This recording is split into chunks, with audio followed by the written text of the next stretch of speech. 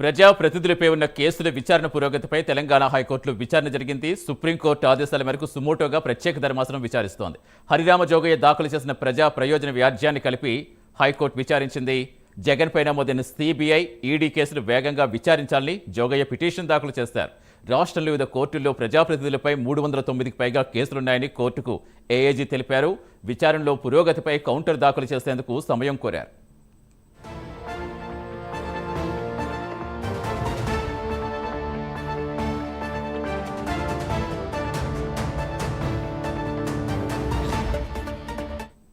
పూర్తి సమాచారం ఇచ్చేందుకు మా కరెస్పాండెంట్ కుమార్ జనతన్ కుమార్, ఇంకా ఏఏజీ ఏం చెప్పారు, కోర్టు ఏం చెప్పింది?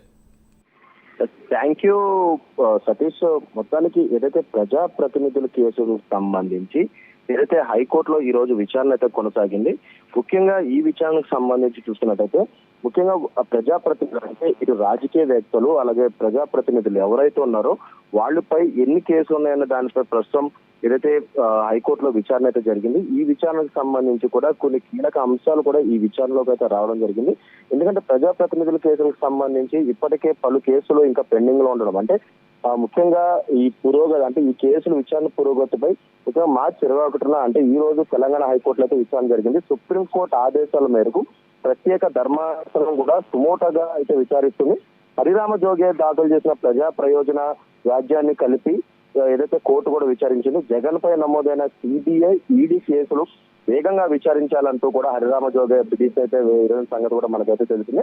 ఈ నేపథ్యంలో ఈ రోజు విచారణ సందర్భంగా రాష్ట్రంలోని పలు కోర్టులలో ప్రజాప్రతినిధులపై 309కి కేసులు ఉన్నాయంటూ కూడా కోర్టుకైతే అడ్వకేట్ జనరల్ అయితే తెలియపరచడం కూడా జరిగింది.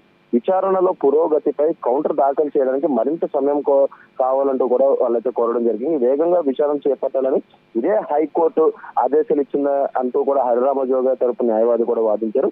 ఇరు వర్గాల వాదనలైన హైకోర్టు మార్చి 31వ తేదీ వరకు కూడా ఉన్న అన్ని కేసుల విచారణ పురోగతిపై 4 వారాల లోపు కౌంటర్ దాఖలు చేయాలంటూ కూడా ఏఏజీని అయితే హైకోర్టు అయితే ఆదేశించింది. ముఖ్యంగా ప్రజాప్రతినిధ్య చట్టం 1951 ప్రకారం ఒక వ్యక్తి తీవ్రమైన నేరాల్లో దోషిగా తేలితే అతడిని పదవి నుంచి తొలగించవచ్చు. కానీ అమలు విషయంలో మనం ఏదైతే జాప్యం చేస్తున్నామంటూ కూడా తెలుస్తుంది. ఇప్పటికే దేశవ్యాప్తంగా 5,000కు పైగా నేరపూరిత చరిత్ర కలిగిన ప్రజాప్రతినిధుల కేసులు వివిధ కోర్టులు అయితే పెండింగ్ లో ఉన్నాయి. దీన్ని గమనిస్తే ప్రజాప్రాతినిధ్యం చట్టం ఎంత పటిష్టంగా అమలవుతుందనేది అయితే మనకైతే అర్థమవుతుందని చెప్పొచ్చు. ముఖ్యంగా 2018లోనే ప్రత్యేక కోర్టు ఏర్పాటు చేసి నేరపూరిత కేసులను త్వరగా తేల్చాలని సుప్రీంకోర్టు సూచనలతో 12 ప్రత్యేక కోర్టులు కూడా ఏర్పాటు చేసినప్పటికీ కేసుల పరిష్కారంలో మాత్రం చాలా జోక్యం జరుగుతుందనే చెప్పొచ్చు. ఈ నేపథ్యంలోనే ప్రస్తుతం దీనిపై ఏదైతే మార్చి 31 వరకు కూడా ఎన్ని కేసులు ఉన్నాయి వాటికి సంబంధించిన కౌంటర్ దాఖలు చేయాలంటూ కూడా ఏఏజీని కూడా కోర్టు ఆదేశించిందని చెప్పొచ్చు సతీష్.